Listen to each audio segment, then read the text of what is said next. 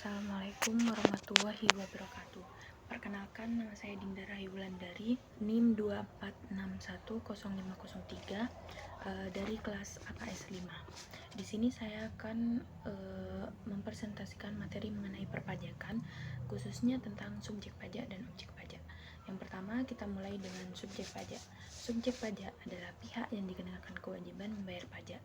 Nah, di sini subjek pajak terbagi menjadi beberapa kategori. Yang pertama ada orang pribadi, badan usaha, dan warisan yang belum terbagi. Untuk orang pribadi memiliki perbedaan berdasarkan tempat tinggalnya. Orang pribadi yang bertempat tinggal di Indonesia atau berada di Indonesia selama lebih dari 183 hari dalam jangka waktu 12 bulan dianggap sebagai subjek pajak dalam negeri. Sedangkan orang pribadi yang tidak bertempat tinggal di Indonesia atau berada di Indonesia kurang dari 183 hari dalam jangka waktu tertentu dianggap subjek pajak luar negeri. Hal ini penting karena menentukan kewajiban perpajakan sesuai domisili dan lama tinggal mereka. Selanjutnya adalah badan usaha tetap atau singkatnya BUT, yaitu badan yang berkedudukan di Indonesia atau menjalankan usaha melalui BUT di Indonesia. BUT ini memiliki regulasi khusus seperti pembentukannya yang harus sesuai ketentuan perundang-undangan, sumber pembiayaannya harus berasal dari APBN atau APBD, penerimaannya dimasukkan dalam anggaran pemerintah pusat atau daerah, lalu pembukuan yang harus diawasi oleh aparat pengawas fungsional negara.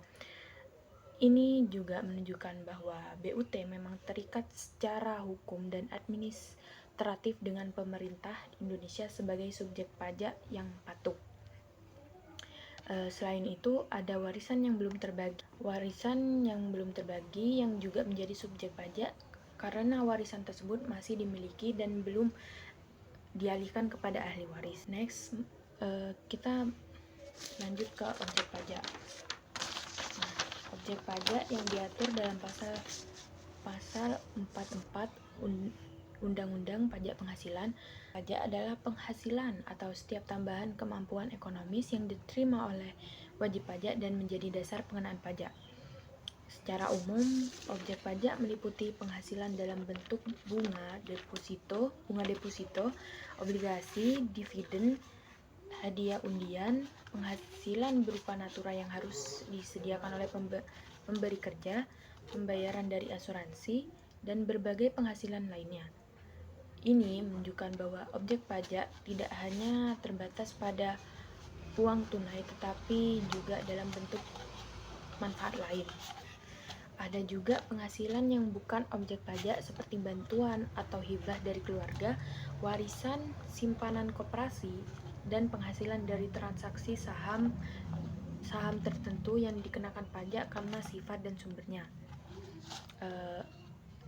Selain dua yang tadi itu, ada juga objek pajak final, yaitu penghasilan yang sudah dipotong pajak secara final seperti bunga dari surat utang negara atau SUN, disingkat SUD, surat berharga jangka pendek, dan transaksi pengalihan harta tertentu yang biasanya tidak perlu dilaporkan kembali dalam pajak penghasilan tahunan.